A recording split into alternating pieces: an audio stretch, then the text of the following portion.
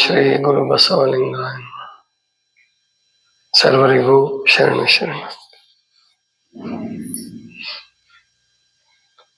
ಸಣ್ಣ ಪುಟ್ಟ ಸಂಗತಿಗಳಲ್ಲಿ ಸಂತೋಷ ಹುಡುಕ್ತಕ್ಕಂಥದ್ದು ಅಥವಾ ಉಂಟು ಮಾಡಿಕೊಳ್ತಕ್ಕಂಥದ್ದು. ಸಣ್ಣ ಪುಟ್ಟ ಸಂಗತಿಗಳು. ನಾವೆಲ್ಲ ಹಾಸ್ಟೆಲಲ್ಲಿ ಓದ್ತಿರ್ಬೇಕಾದ್ರೆ ಮೈಸೂರಲ್ಲಿ ಸಂಕ್ರಾಂತಿ ಕಳೆದು ಶಿವರಾತ್ರಿ ಅಥವಾ ಶಿವರಾತ್ರಿ ಆದ ಕೂಡಲೇ ಅಥವಾ ಶಿವರಾತ್ರಿಗಿಂತ ಮುಂಚೆನೆ ಹೊರಗಡೆ ಮಲಗ್ತಾ ಇದ್ವಿ. ಅಲ್ಲಿ ತನಕ ಚಳಿಗಾಲ, ಆ ಚಳಿಗಾಲದಲ್ಲಿ ಒಳಗಡೆ ಮಲಗ್ತಿದ್ವಿ. ಚಳಿಗಾಲ ಮುಗಿದು ಬೇಸಿಗೆ ಬರ್ತಾ ಇದೆ ಅನ್ನುವಾಗ ಹೊರಗಡೆ ಮಲಗಕ್ಕೆ ಶುರು ಮಾಡ್ತಿದ್ವಿ. ಅದು ಎಷ್ಟು ಸಂತೋಷ ಕೊಡ್ತಿತ್ತು ನಮಗೆ ಅಂತಂದ್ರೆ, ಪ್ರಾಯಶಃ ನಿಮ್ಮ ಈಗಿನ ಹುಡುಗರಿಗೆ 1,000 ರೂಪಾಯಿ ಖರ್ಚು ಮಾಡಿ ಬಟ್ಟೆ ಕೊಡಿಸಿದ್ರು ಅಥವಾ 1,000 ರೂಪಾಯಿ ಖರ್ಚು ಮಾಡಿ ಮೊಬೈಲ್ ಕೊಡಿಸಿದ್ರು, ಏನ್ ಕೊಟ್ರು ಅಷ್ಟು ಸಂತೋಷ ಆಗ್ಲಿಕ್ಕಿಲ್ಲ. ಅಷ್ಟು ಸಂತೋಷ ಕೇವಲ ಹೊರಗಡೆ ಮಲಗೋದು, ಅಂದ್ರೆ ಒಳಗಡೆ ಮಲಗೋದು ಬಿಟ್ಟು ಹೊರಗಡೆ ಮಲಗಿದ್ರೆ, ಅಂದ್ರೆ ಗಾಳಿಗೆ ಮಲಗಿದ್ರೆ ಅಷ್ಟು ಸಂತೋಷ ಆಗ್ತಿತ್ತು. ಆಮೇಲೆ ನಾವು ಹೈಸ್ಕೂಲ್ 7th ವರೆಗೆ, 7ನೇ ಕ್ಲಾಸ್ವರೆಗೆ ಕೆಳಗಡೆ ಕ್ಲಾಸ್ ಇರ್ತಿತ್ತು ನಮಗೆ. ಹೈಸ್ಕೂಲ್ಗೆ ಫಸ್ಟ್ ಫ್ಲೋರ್ಗೆ ಹೋಗ್ಬೇಕು, ಅಂದ್ರೆ ಮೊದಲನೇ ಅಂತಸ್ತು. 8, 9, 10 ಮೊದಲನೇ ಅಂತಸ್ತಲ್ಲಿ ಇರ್ತಿತ್ತು. ಆ ಮೇಲ್ಗಡೆ ಹೋಗೋದೇ ಎಷ್ಟು ಸಂತೋಷ. ಒಂದು 13, 14 ಮೆಟ್ಟಿಲುಗಳು ಹತ್ಕೊಂಡು ಹೋಗೋದು. ಅಲ್ಲೇ ಕ್ಲಾಸ್ ನಮ್ದು. ಅಂದ್ರೆ ಇಷ್ಟು ಸಣ್ಣ ಸಂಗತಿಗಳಲ್ಲೂ ಸಂತೋಷ ಪಡ್ತಕ್ಕಂಥದ್ದು, ಆನಂದವಾಗಿರುವಂತಹದ್ದು, ಏನೋ ಒಂದು ಹೊಸತನವನ್ನ ಅನುಭವಿಸ್ತಕ್ಕಂಥದ್ದನ್ನ ಮಕ್ಕಳಲ್ಲಿ ನಾವು ಬೆಳೆಸ್ಬೇಕು. ಈಗ ಏನಾಗಿದೆ ಅಂತಂದ್ರೆ, ಮಕ್ಕಳು ಕಡಿಮೆ ಇರೋದ್ರಿಂದ ಮತ್ತು ಸೌಲಭ್ಯಗಳು ಜಾಸ್ತಿ ಆಗಿದೆ. ಸೌಲಭ್ಯಗಳು, ಅನುಕೂಲತೆಗಳು ನಮಗೆ ಅರ್ಹತೆ ಇಲ್ಲದೆ ಅಥವಾ ಅಗತ್ಯ ಇಲ್ಲದೆ ಸಿಕ್ಬಿಟ್ರೆ ಅದು ನಮಗೆ ಸಂತೋಷ ಕೊಡಲ್ಲ. ಬೇಕಾದಂಥದ್ದಿರಲಿ. ಒಂದು ವಜ್ರದ ಹರಳಿದೆ, ವಜ್ರದ ಹರಳನ್ನು ಸಣ್ಣ ಹುಡುಗನ ಕೈಯಲ್ಲಿ ಕೊಡಿ, ಅದೇನು ಖುಷಿ ಪಡಲ್ಲ. ಆ ವಜ್ರದ ಹರಳು ಕೊಡುವಾಗ ಅಥವಾ ಕೊಡುವ ವ್ಯಕ್ತಿ, ಯಾವ ವ್ಯಕ್ತಿ ಕೊಡಬೇಕು, ಯಾವಾಗ ಕೊಡಬೇಕು, ಅಥವಾ ಅದಕ್ಕಾಗಿ ಅವನೆಷ್ಟು ಕಷ್ಟಪಟ್ಟಿದ್ದಾನೆ ಅನ್ನೋದ್ರ ಮೇಲೆ ಆ ವಜ್ರದ ಹರಳಿನ ಮಹತ್ವ ಅಥವಾ ರತ್ನದ ಹರಳಿನ ಮಹತ್ವ ಗೊತ್ತಾಗತ್ತೆ. ಅಂದ್ರೆ ಅದು ಅದರ ಮೇಲೆ ಅವಲಂಬನೆ ಆಗಿರುತ್ತೆ ಅದು. ಹಾಗೇನೆ ಪ್ರತಿಯೊಂದು ವಿಷಯಗಳು ಅಷ್ಟೆ. ಇವಾಗ ತಾಯಿ ತಂದೆಗಳು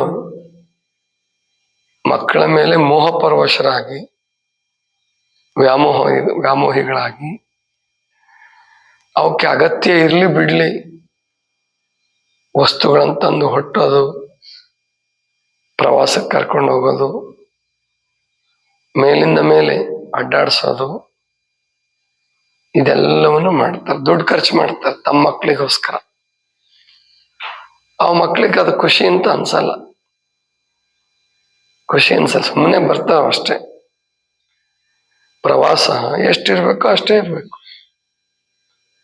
ನಾವು ಹಾಸ್ಟೆಲ್ನಿಂದ ಊರಿಗೆ ಹೋಗ್ಬೇಕಾದ್ರೆ ರಜದಲ್ಲಿ ಮಾತ್ರ ಯಾಕೆಂದ್ರೆ ಅವಾಗೇನು ಮೊಬೈಲ್ ಇಲ್ಲ, ಮತ್ತು ಬಸ್ ಚಾರ್ಜ್ ತುಂಬಾ ಕಡಿಮೆ ಇತ್ತು ಅಂದ್ರೂ ಅಷ್ಟು ಹಣ ಸಿಗ್ತಿರ್ಲಿಲ್ಲ ಕರ್ಕೊಂಡೋಗ ಹಬ್ಬಕ್ಕೆ ಕರ್ಕೊಂಡು ಹೋಗಕ್ಕೆ. ಹಬ್ಬಗಳನ್ನ ಅಲ್ಲೇ ಮಾಡ್ತಿದ್ವಿ, ಹಾಸ್ಟೆಲ್ಲೇ ಮಾಡ್ತಿದ್ವಿ, ಅಲ್ಲೇ ಖುಷಿ ಕೊಡೋದು. ರಜಕ್ಕೆ ಮನೆಗೆ ಹೋದಾಗ ಎಂತಹ ಸಂತೋಷ.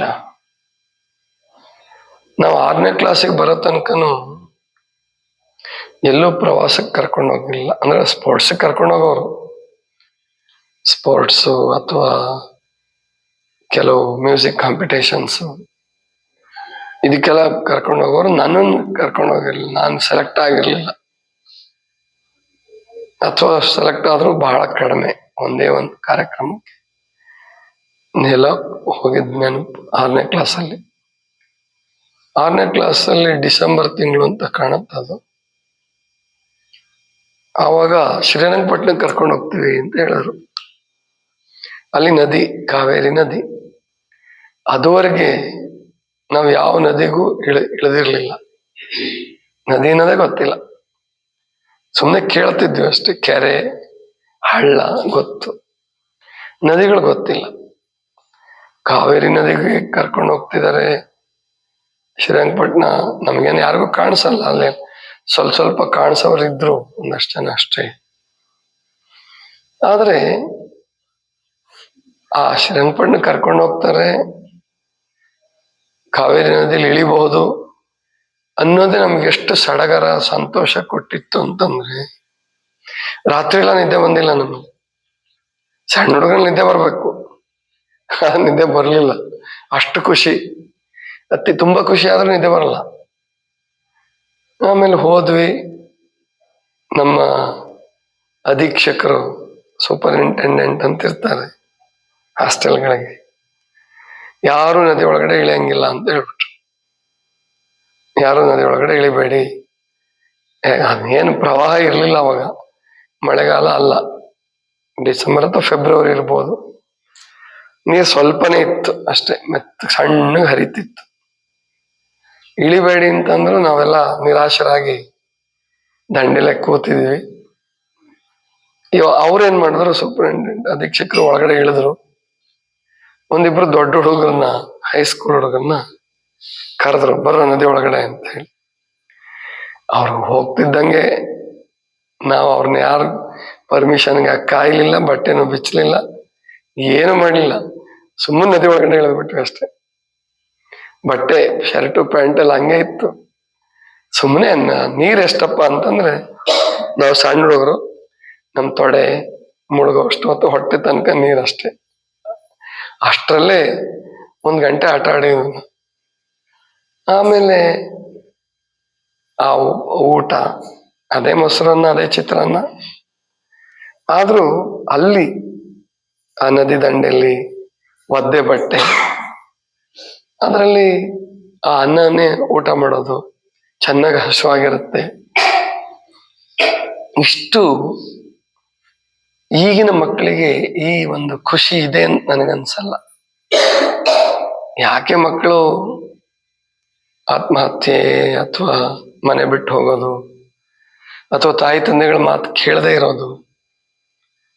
ಬಹಳ ಜನ ತಂದೆ ತಾಯಿಗಳ ಕಂಪ್ಲೇಂಟ್ ದೂರ ಏನು ಅಂತಂದ್ರೆ, ಈ ಹುಡುಗ ಮಾತು ಕೇಳಲ್ಲ, ಉಡಾಳ, ಎಷ್ಟು ವರ್ಷದ್ದು, 7 ವರ್ಷ, 8 ವರ್ಷ, 6 ವರ್ಷ, 9 ವರ್ಷ, 10 ವರ್ಷದೊಳಗಡೆ ಹುಡುಗರನ್ನ ನೀವು ಆಗ್ಲೇ ಉಡಾಳ್ರು ಅಂತ ತೀರ್ಮಾನ ಮಾಡ್ಬಿಟ್ರೆ, ಅಥವಾ ಮಾತೇ ಕೇಳಲ್ಲ, ಓದೋದೇ ಇಲ್ಲ, ಅವ್ರು ಓದೋದು ಬೇಡ, ಮಾತು ಕೇಳಂಗ್ ಮಾಡ್ಬೇಕು.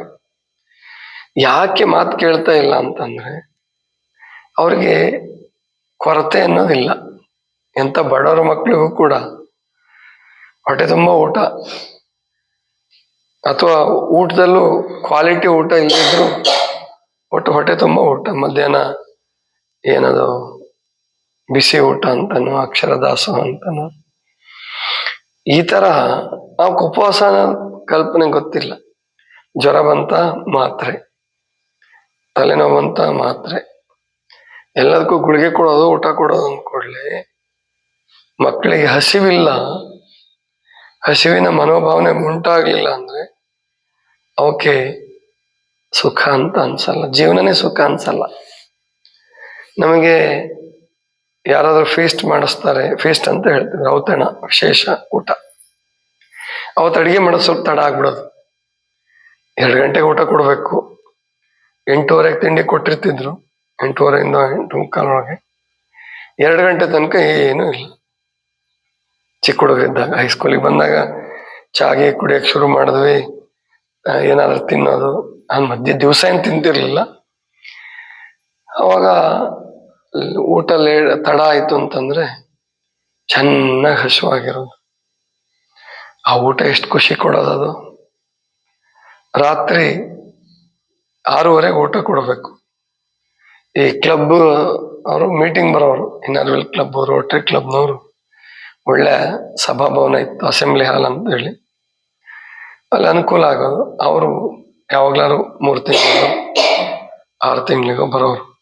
ರಾತ್ರಿ ಊಟ ಇರ್ತಿತ್ತು ಅವತ್ತು ಅಡುಗೆ ಮಾಡೋದು ತಡ ಆದರೆ 6:30 ಬದಲು 8 ಗಂಟೆಗೆ, ಓದೋದು ಮುಗಿದ್ಮೇಲೆ. ಅವಾಗ ಎಂಥ ಖುಷಿ ಆಗೋದು. ಅಥವಾ ಓದಕ್ಕೆ ಕೂಡಿಸ್ತಿದ್ರು, ಅವತ್ತು ಓದಕ್ಕೆ ಕೂಡಿಸ್ತಿರ್ಲಿಲ್ಲ, ಭಾನುವಾರ ಇದ್ರೆ ಅವತ್ತೆಂಥ ಸಂತೋಷ, ಹಬ್ಬ.